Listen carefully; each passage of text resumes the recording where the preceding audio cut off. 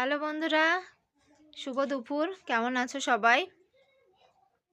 আজকে সোনাকে দেখতে এসছে ওর ঠাম্মি, পিসিরা সবাই। এই যে ঘরের মধ্যে ঘর, এই যে ওর পিসিমণি নিয়ে আছে ওকে।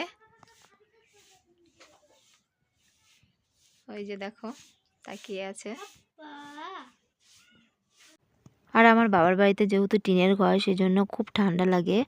তার জন্য কিন্তু আমার মা মশারির চারদিক দিয়ে এরকম করে কাপড় বেঁধে দিয়েছে, তো একটু হলেও ঠান্ডাটা কম লাগে। আর সোনা দেখো ওর পিসিমণির কোলে আছে, তো কত সুন্দর করে তাকিয়ে আছে।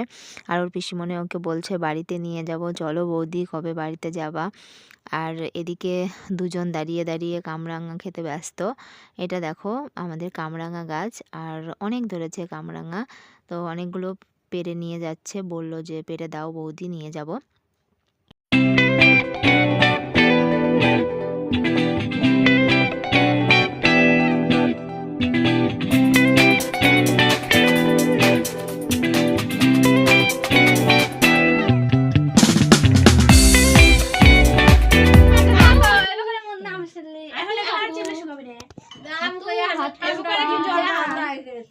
তো বন্ধুরা দেখো আমাদের বাড়িতে কত লোক এসছে, সবাই ওর পিসিরা, ওর ঠাম্মি সোনাকে দেখতে এসেছে।